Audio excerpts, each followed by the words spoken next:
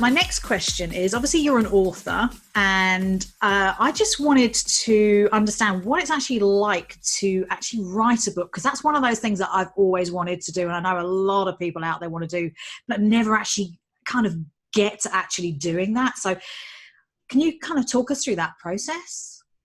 Sure. Yeah. Well, so my first book came out a couple of years ago, and it's one of those really rewarding things that you do. Like you said, it's like kind of a check that off the bucket list, I guess, essentially. It's so the interesting thing, I think as many different authors have as many different styles on how they do it. Mm-hmm. For me, it's like it's there are times when I am just flowing, and it just comes through, and it's like a rush of waves coming through, and then it just like knock out a bunch of chapters. And then there's the times when it doesn't do as much. And I know a lot of people, like when you're going with a group or something, or learning about writing a book, they do like daily pages or daily chapters. And I do some of that too, because I do kind of leave time for that in my schedule. But I just find that there are those periods, and those periods that I know where I just sort of ride that wave when I'm really inspired and I have the time, and I just go and hit it.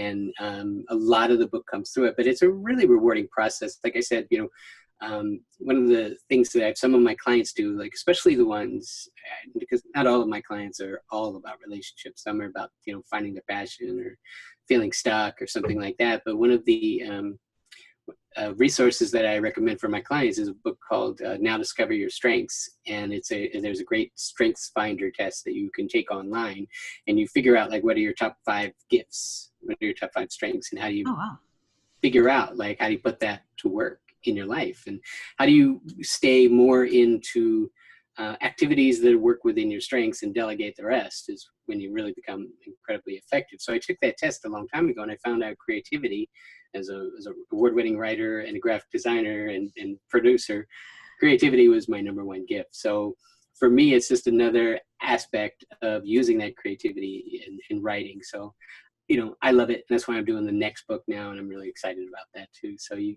get into those, you're pulled into it, you start to get excited about, start to feel like it's getting close, and you love the idea, and you're like, I know there's a lot of people that this can help and this can make a real difference for. So I love putting it out there, that kind of thing.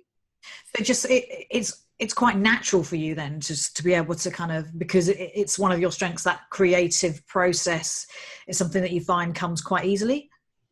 It's relatively easy, but like I said, it comes in waves, sort of.